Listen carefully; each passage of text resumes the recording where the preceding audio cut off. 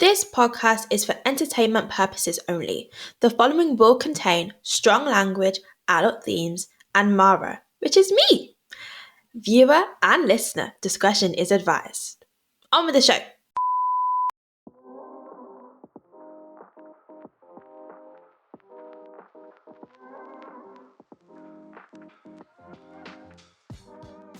Hi, we're saying it's Nelle.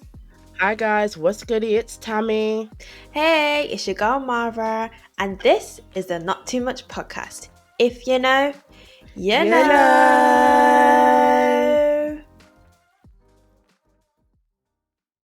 Welcome back to the final episode, everybody. How does everyone feel? Girl, haggard. Oh, haggard. It's been a long week. A long week, a long season. This one, wow. It's done this the whole time. What? Can you do that again? That's what it's done the whole time. Right. Well, okay. Since I've opened with that, I think as the season finale, this should be an episode of reflection, growth, looking back on the past, evaluating, analysing, and stepping forward into the future with what's all happened in the past behind us. Okay? So. Did you script that? No. Actually, that was just off the dome with her. It was actually off the dome. I can't even lie. That was quite good. That was quite poetic. Thank you. Mm-hmm. I thought so too. So let's get into the first topic. Since we are on the season finale of season 5, let's take a trip down memory lane. Look at I wish I had that Raven jump, the eye, the eye, the little into the future, but into the past instead. You can add it in post. You're not going to? Never mind. I'm going to retract that statement. Oh, wait. I can. Okay. Wait there. Anyway. Okay, I'm putting the statement back in. Okay. So, I think, moment of reflection, okay? We have always said that we're very open, actually, about the fact that we are friends first, colleagues second. Friends first, colleagues second. Yeah. And as colleagues, you experience conflict with your colleagues. That's easily sorted out, whatever. As friends, we experience consistent conflict. But I think this year in particular, 2024, I'll stamp it. 2024, whenever you guys are listening to this year right now is 2024. And this year, the conflict has become quite apparent. Not in a bad way, but just, more consistent. I feel like the longer you're friends, I'm trying to really just save our answers. We had them struggle moments. Yeah. Yeah. And even it was hard. Yeah. And that even occurred within the recording of season 4, actually, which was interesting to navigate. But I mean, I would say off the back of probably quite a major conflict for us, I think I can say that all of us probably experienced an initial reaction of like, cutting loose, not wanting to address things that had arisen. It was probably just like an initial reaction of feeling overwhelmed and shocked on all ends. It got me thinking and drawing parallels to, I don't know if it's a current trend online or actually just socially, that leaving and cutting off situations that have experienced conflict is kind of praised and seen as a good action to take for an individual.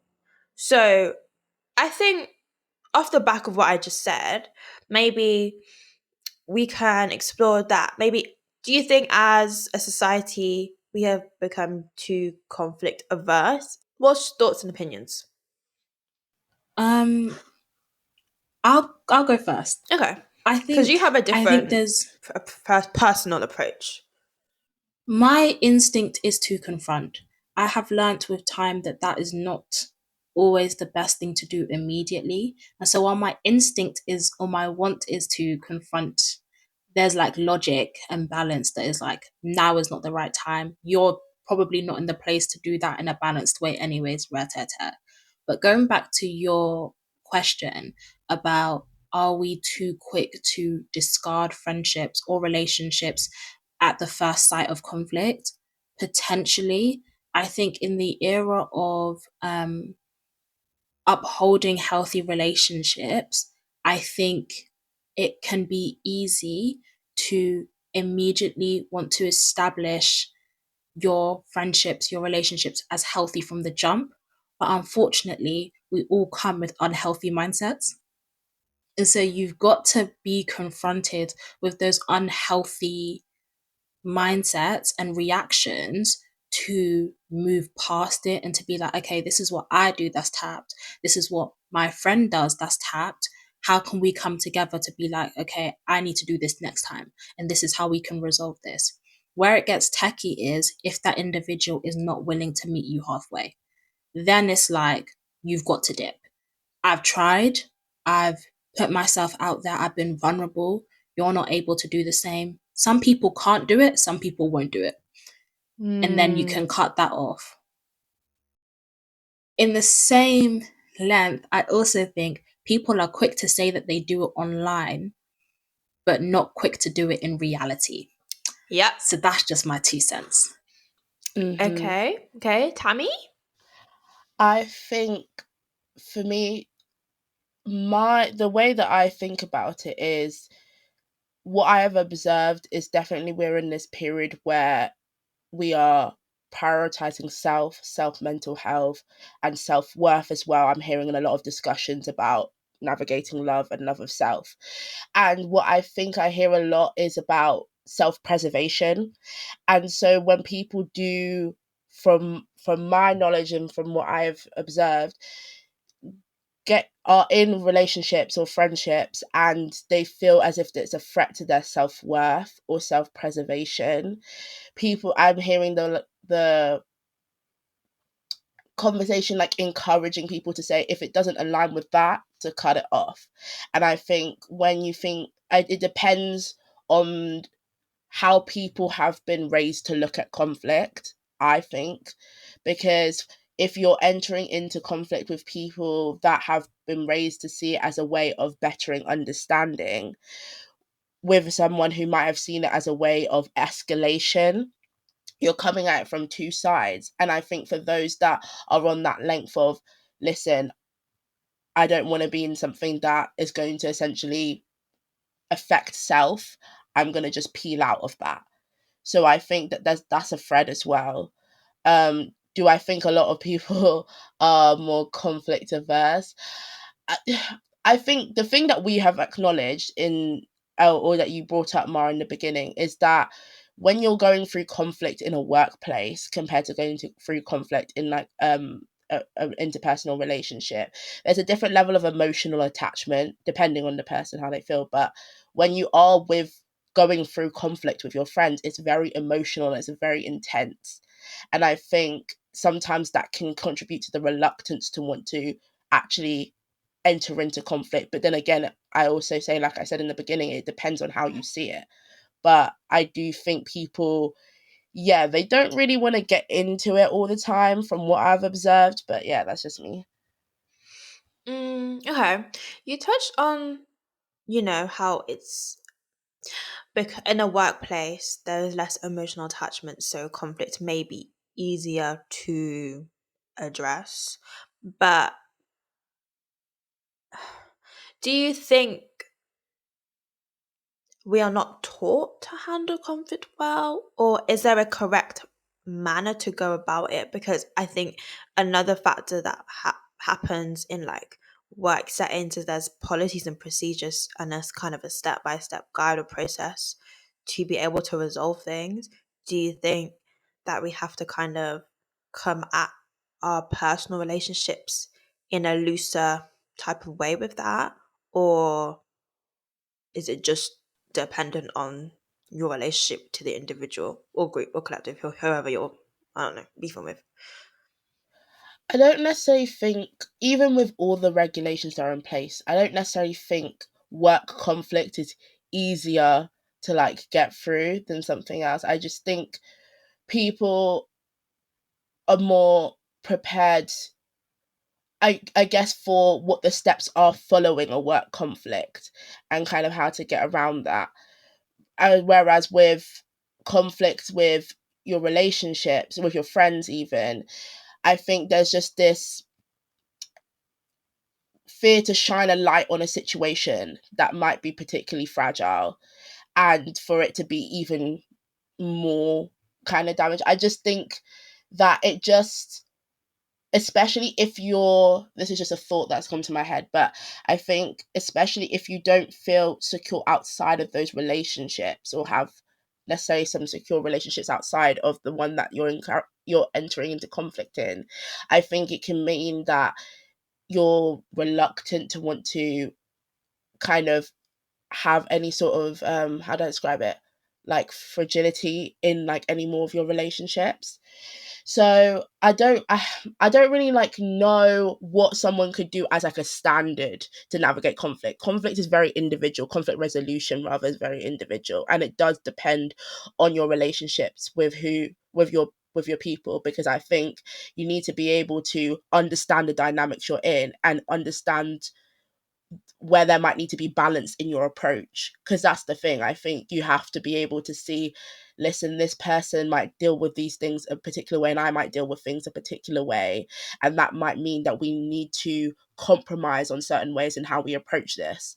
So there's no real like one size fits all answer for how you navigate conflicts rather, sorry, with your friends. But I just think it's about whether you're going to be committed to seeing that, to like actually going through that and seeing how you can navigate that, and then also understanding that it's not going to be resolved quickly. I think the way that work conflict is often packaged, or conflict resolution, is that the steps kind of make it seem like it can be a quick fix. You do this, then you do this, and you have to speak to this person. But there is this long term, or at least it's more clearly shown that it's a more long term commitment when you're entering into like navigating, sorry, relational conflict between friends or whoever's in the dynamic with you. Now, I would say when it comes to work conflict, because you know you're going to see them every day, like 5 days a week, or you're going to interact with them quite frequently, there is a need to resolve the conflict, right? Like you have to get that resolved, because unless you are planning to leave that role, or you don't want any real connection with them long term, that needs to be wrapped up. Like, not quickly, but quick enough. So I think it means that whilst it's not easier, I think people approach it, work conflicts, with a bit more of an open mind in wanting to resolve it, because there's a proximity there to those people that can be hard to avoid. Whereas with friends, the older you get, the less you have to see your friends. Seeing your friends is a choice and it's not a chance thing. And so if you do run into conflicts with them, for the most part, you could just play hide and seek. Like, apart from a phone, or maybe if you live near each other or go to work or have spaces that are orbit around each other, you can hide from your friends and you can avoid that conflict for time, like years to come, quite frankly. um it's different if you're younger and like in a school environment, because you got to see those girls or boys or people every day in lessons and stuff like that. But I think that's why there was so much conflict in secondary school and primary schools, because you have to see those people every day. And so if you got a problem, let's step up to the plate. Now, I think that if you want people in your life, you're going to have to make the choice to resolve the conflict in the way that you deem most balanced and healthy. When it comes to work, you're not given that choice. Hi guys, I'm back with the final promo break of this season. I'm going to keep it short and sweet because I've got a lot of, flack from HR saying I'm too mouthy on my promo break. So, if you haven't already and you've listened to all episodes of season 5 and you haven't followed us on Instagram at the NTM Pod, go ahead and do that. Otherwise, you can also follow us on our TikTok and see our beautiful faces more and more each week at the NTM Podcast. And if you're feeling really, really, really brave, you could give us a 5-star review on whatever platform you listen to our podcast on. Anyway, off I pop.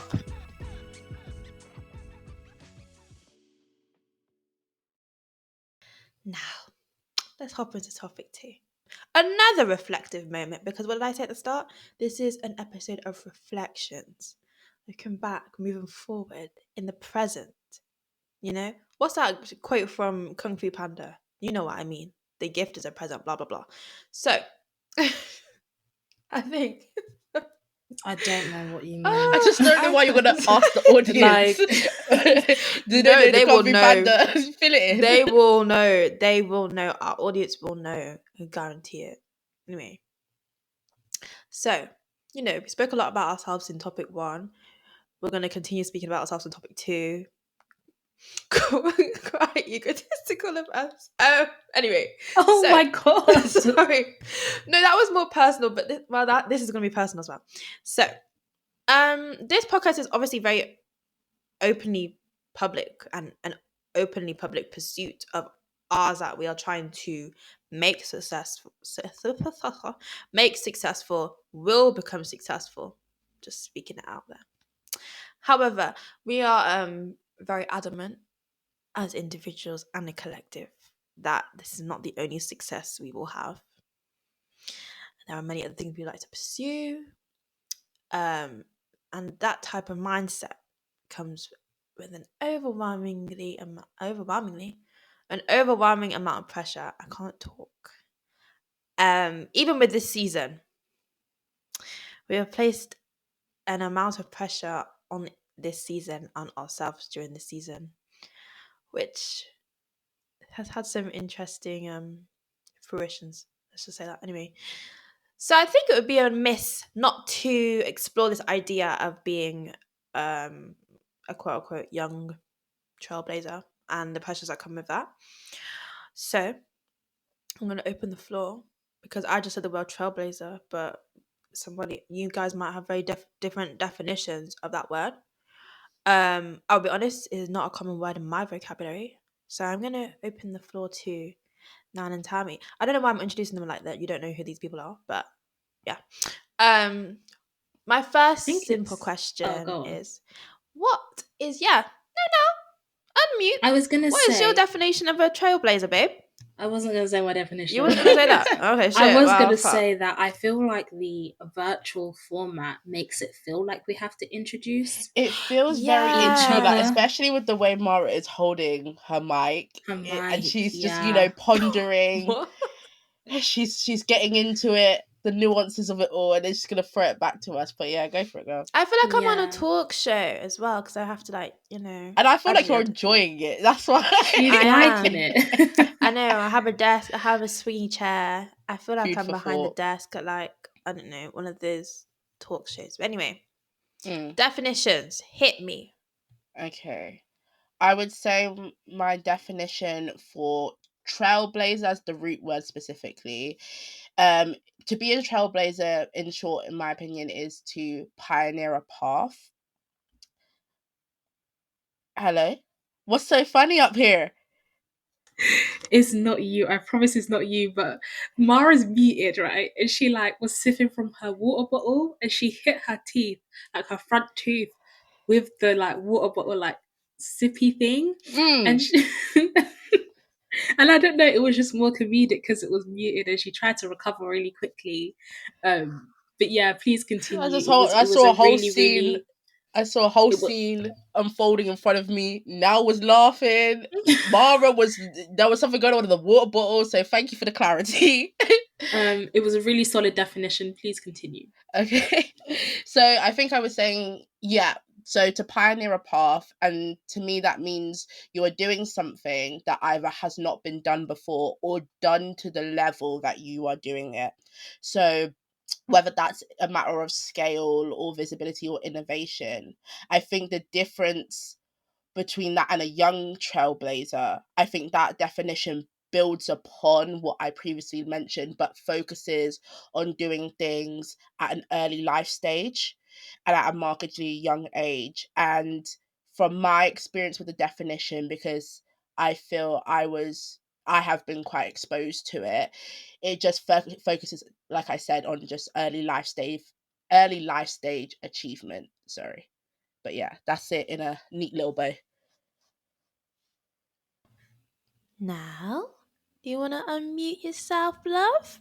Sorry, if I like, one of those drawouts in like a meeting or something. It's like, Yeah, does like anyone when the want to unmute teacher. themselves? Do you Yeah. remember? Did your teachers have the little sticks where they put your like the class's names on the sticks? They put it in Oh a little mug, yes, and then yes, they'd yes, like yes. root During around, pick COVID, around. No, No, no, no, like in general, school, like the just popsicle school. sticks, Yeah, the the popsicle popsicle things. sticks. early on, but that didn't continue after. If you, I had a particular GCSE class that was very unresponsive. Like they didn't want to put their hands up for anything. So like that teacher would use that. But anyways, back to the definition. I don't think I have much to add. I think Tammie hit all the key points and nuance points as well. I would say that the only thing about young trailblazing is I think it can be quite gendered and it can be very significant to different demographics. Like I would say that for uh, the African Brits out there, my people them. Um, that is an experience that I feel like that pressure of trying to be a young trailblazer or emulating a similar path to that is Mm. definitely something that I feel like a lot of, if not most, young British Africans who are first gen, second gen have to deal with. Yeah, And I then the agree. gendered approach, I feel like a lot of women in general tend to want to prove themselves through the medium of trailblazing at a Mm. young age. On top Yeah, of I that, because agree. youth for women is a whole story in itself. That's the thing, and I think that's why I can say I particularly heard it in my environment, because I come from an area that is, like, quite suburban, middle class, da da da da, and the schools reflected that, or at least the schools that I went to, and so I think I was exposed to these concepts quite regularly. And what now rightfully pointed out, which I can attest to in my experience, is that the targets of those concepts were typically, um yeah, I would say women, but more generally it was young black students as well, because we from my school, we were predominantly white, so we didn't make up a dominating portion of the demographic. So it was just seeing your peers as well, and you would tend to come together and be pushing those concepts around each other, so it was quite hard to break out of. Mm. Okay. I think trailblazer, I don't think I've ever really used that term, but I think with the definition that both of you provided and added, I have experienced that. But I just never probably never had like um a specific word to place onto those type of pressures. We've touched on there is an emphasis on being young and youth. And I kind of want to like dive deeper into that a little bit, because my question is like, would being a trailblazer at some point in your life be sufficient? Or if you've gone past the markers of youth that people place onto women specifically, do your achievements then just kind of like discarded to the side? Or do you have to personally like break out of this mindset of like youth and everything to then feel proud of your achievements, or is the external pressures and the external ideas of women and youth will always follow you in your achievements? If I'm honest, it's more than just breaking out the idea. It'd be breaking out of capitalism, darling. If you really want it, if you really want that freedom, because consequence Let's of get into it. that consequence of that late stage capitalism is that your personal value is marked by your achievements, and Mm-hmm. is encouraging you to have this achievement oriented mindset. Um, and to neglect your well-being if it presents as any obstacle to your productivity and being able to invest back into this bottomless economy.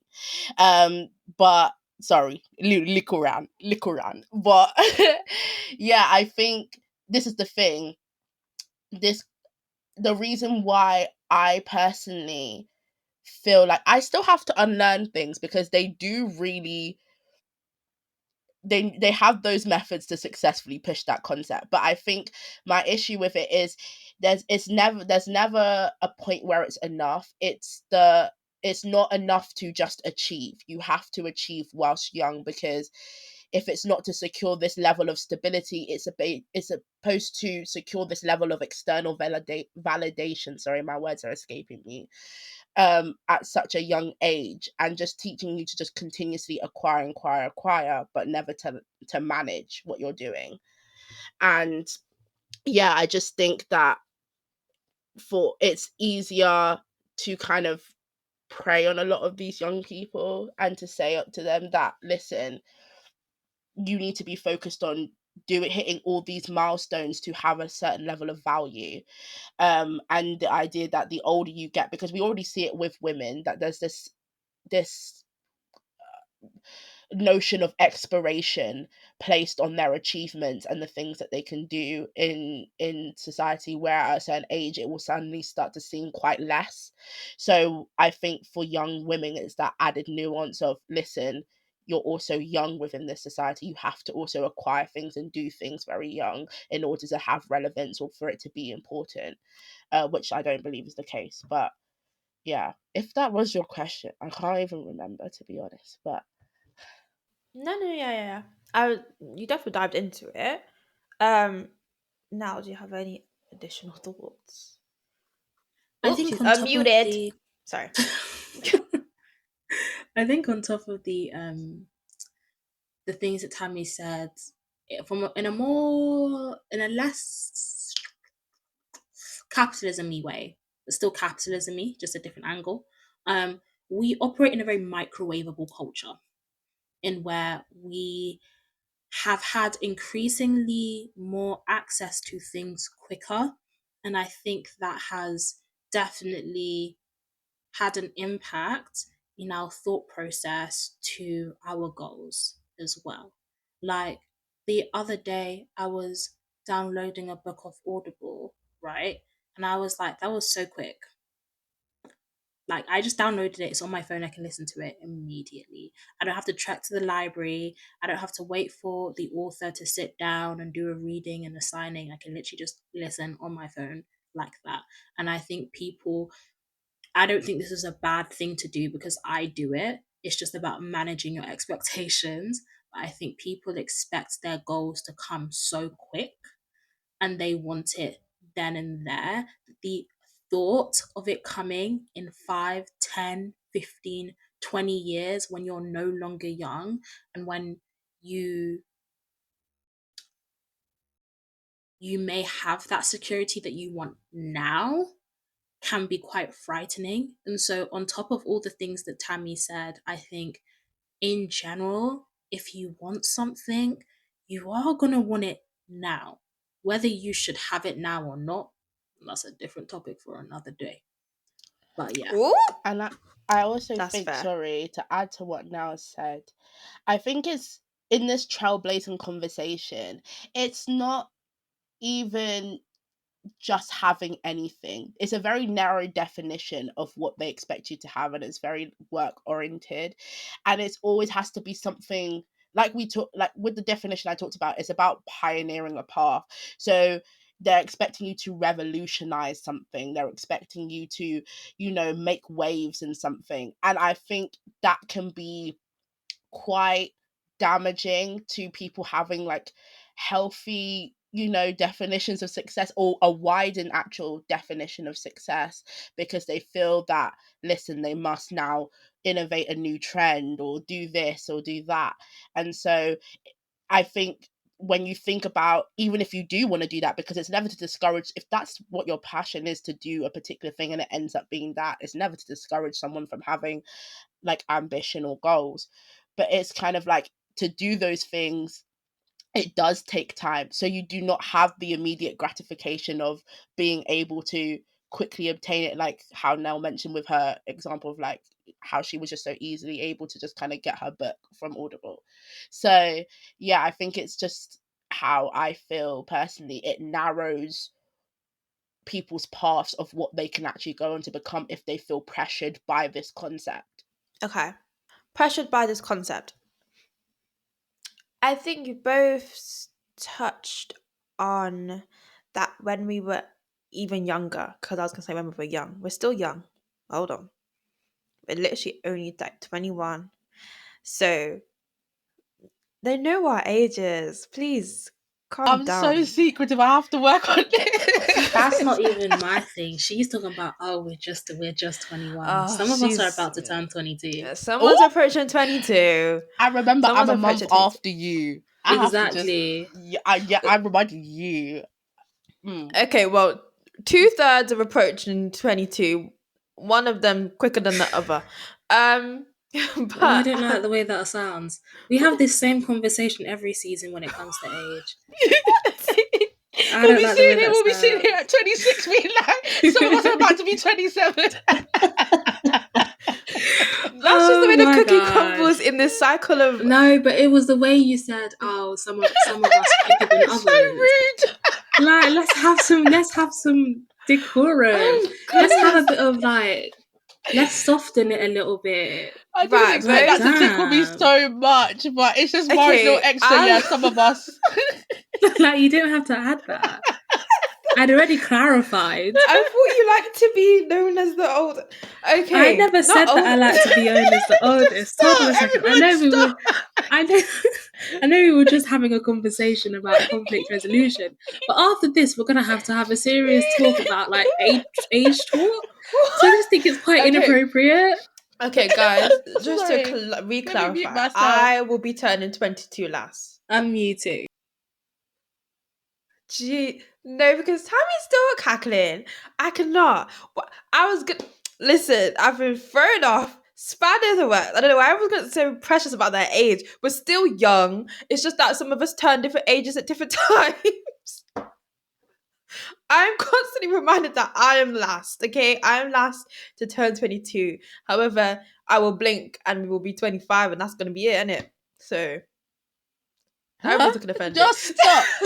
No, Just because stop. there's a serious issue with her. She just has no sensitivity or tact when talking about age.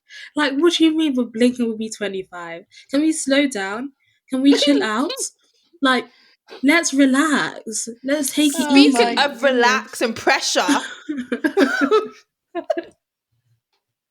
I was gonna say, see, this is all that. Oh my life! All I was gonna say is, when we were younger, I can't get over these two. Lord, These two. I was just here to laugh. When we were younger, you were both very self-aware. Okay, when we were younger, we were both. We were all, these. Everyone looks offended. Everyone needs to calm down. No, because the way that you said it again sounds. I know that we're like gearing off route, and excuse the background noise. The bin men are here, but like the way that you're both so self-aware.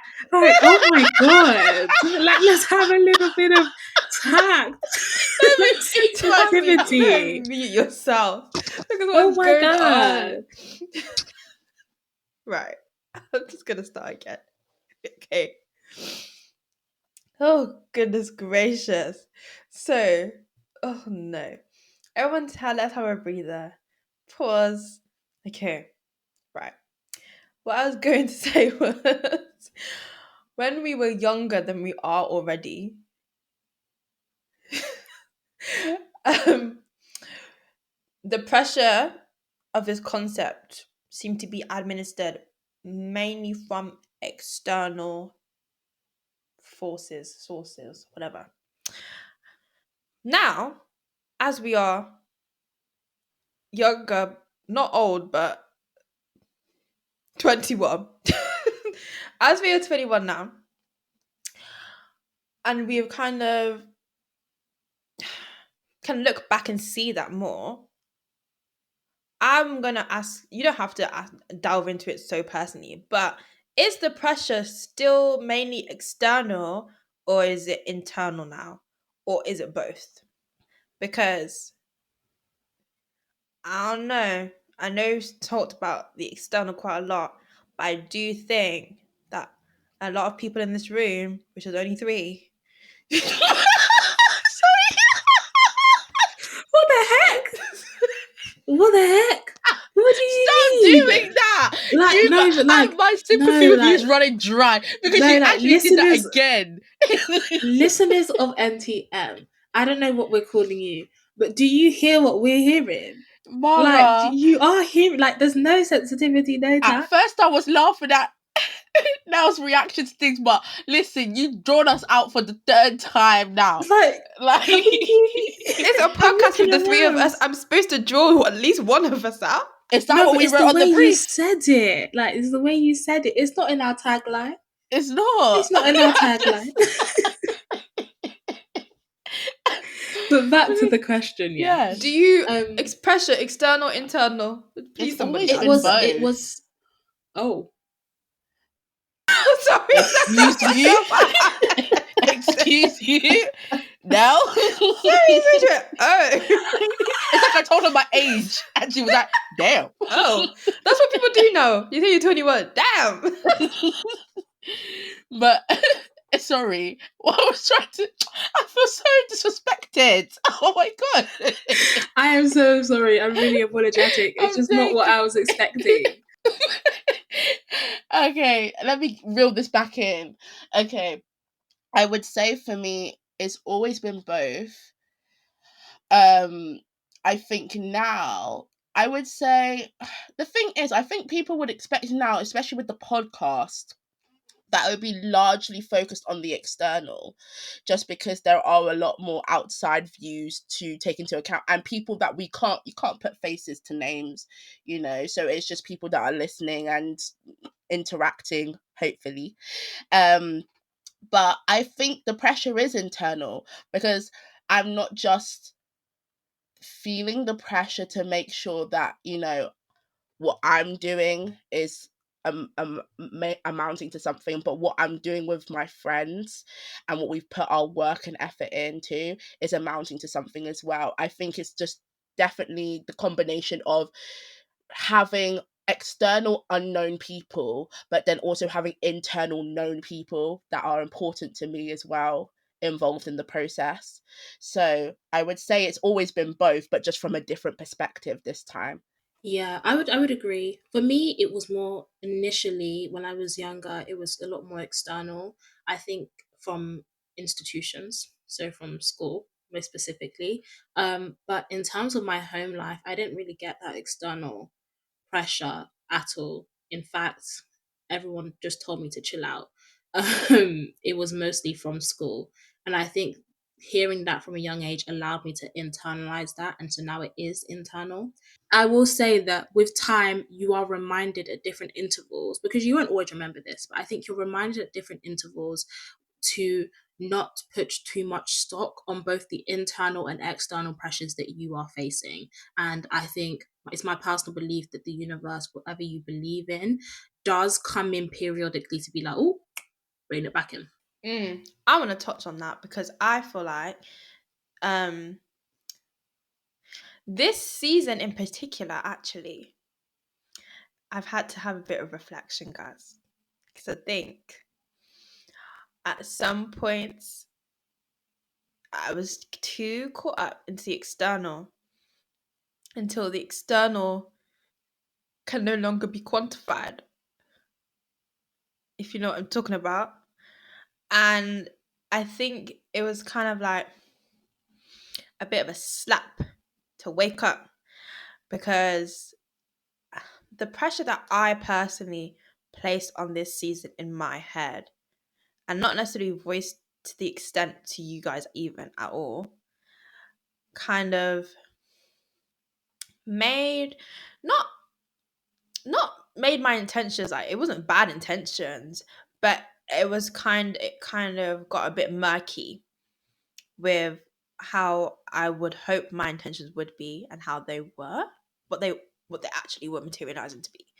Um, I think for me, if we're talking about pressure, external, internal, I also agree that I don't know if I faced that much external pressure in my home life necessarily, but I don't know why it was in other institutions, whether it's extracurricular or academics, where, and it wasn't the pressure most of the time wasn't even like voice, but I felt like I think you could just feel it at a time, you know what I mean? Like, say if you got like one mark in a test lower than your like people expected, everyone's like, oh, you had a bad day. Okay, first of all, get out of my space. But yeah, so I think I have internalized pressure from that. And now with being post grad,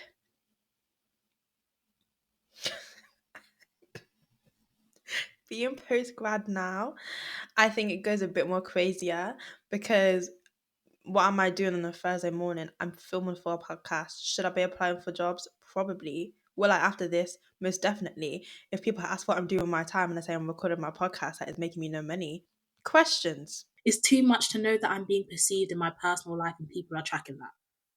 It's true. That's I've the been playing thing. Adele chasing pavements. Should I give up? That's very real. I think It's so true. Nell, you touched on something like really, I would say, important there, salient. As in, I do not like being perceived in the things I do. One thing about me, I'm gonna do what I do behind closed doors. You will not know. I'll pop out. It's done. So Next, secretive. and that's the way that I have built my life, you know. But I can't continue, especially with this podcast and with my future ambitions. I said to myself, that hiding season has to wrap up, darling. People are going to see what you're doing as you're doing it. They're going to see the ups, the downs, and the awkward middle grounds. If you know, you know. And you have to honestly get comfortable with it. And as Tammie says, our hiding season is over. Du-du-du-du. With that, Special it is the end effects. of it is the end of the season. Oh no. Season 5. I was about to say season 4, but it's season 5. Mm. How does everyone feel? Honestly, proud of us, because I think this season has tested us not just in our primary roles as co hosts, but also in the secondary roles that are required to uphold us having this podcast. We have been tested and costed in every department. Um, and honestly, with all the last minute changes we've had to make and all the concessions we've had to make, I'm proud of us for stepping up to the plate.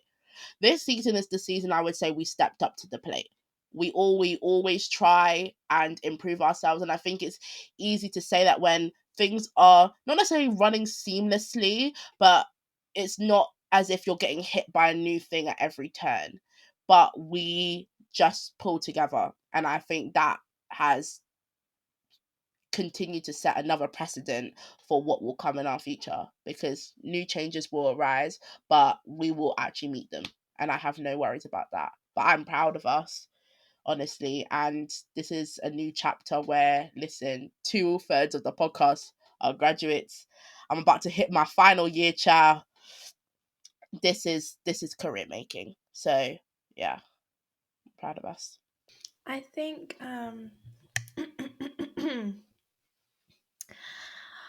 ups, downs, and awkward middle grounds perfectly captures how this season has gone.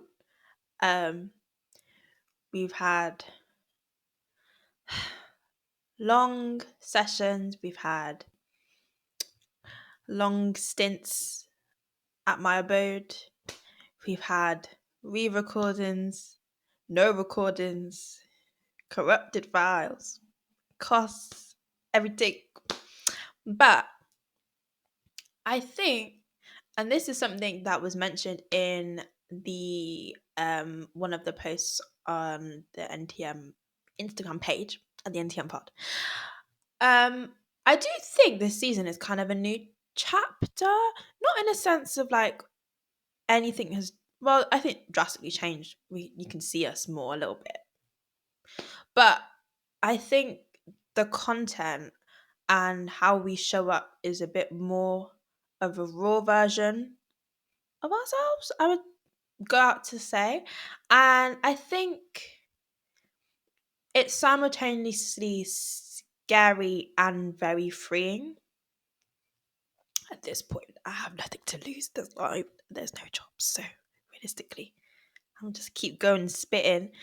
And yeah, I do think I am proud that we committed to showing up in our raw selves, because I think it's easy to skirt around the topics that we like to talk about amongst ourselves behind closed doors.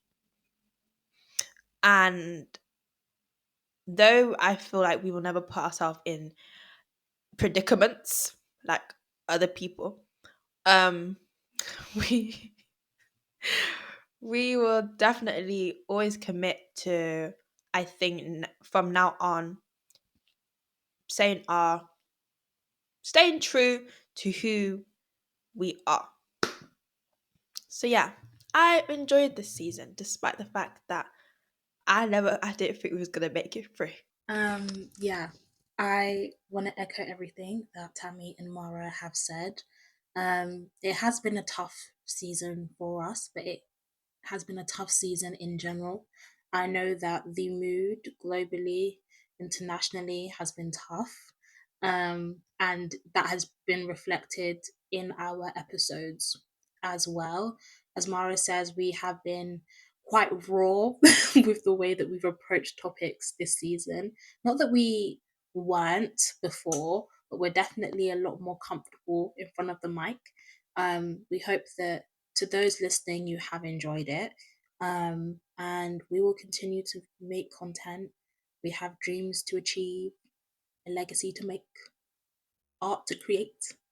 And so, thank you for those who have helped us get there so far. Talking to the listeners, and talking to our parents, our siblings, our friends, and most importantly, thank you to us. Because goddamn, it's not been easy.